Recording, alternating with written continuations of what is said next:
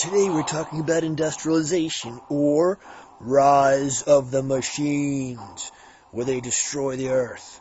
Actually, that's not what we're talking about. We're talking about the period from the Civil War to World War I. The United States underwent an economic transformation that involved the development of industrial economy, the expansion of big business, the growth of large-scale agriculture, and the rise of national unions and industrial conflict. So what's the question? What fueled the modern industrial economy? Technological change spurred growth of industry primarily in northern cities, like the invention of the airplane, the car, the telephone, the pizza. Well, maybe not the pizza.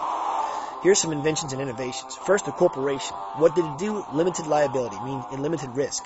Everybody put a little bit of money into your store. If your store goes bankrupt, you only lose a little. That's not too bad. Then the Bessemer steel process. If you were in World II, you learned this last year. He invented a cheaper, easier way to make steel. Not invented steel, but just a cheaper, easier way to make it. The next thing is the light bulb, invented by Thomas Edison, and electricity as a source of power and light. Although the first Edison light bulb was better heat source than it was a light. The next one is the telephone, invented by Alexander Graham Bell. Here he is making a long-distance phone call. Who invented the cell phone? Alexander Graham Bell.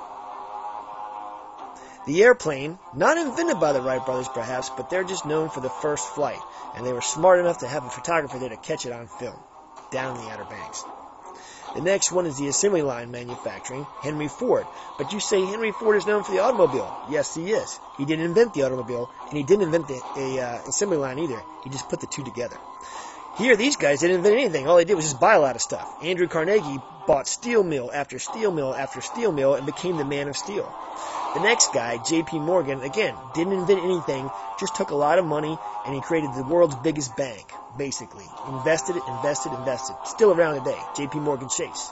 The next guy is John D. Rockefeller. Rockefeller Oil. Didn't invent oil, he just bought oil rig after oil rig after oil rig. That's called a monopoly, and then controlled most of the oil in the United States. And lastly, Cornelius Vanderbilt.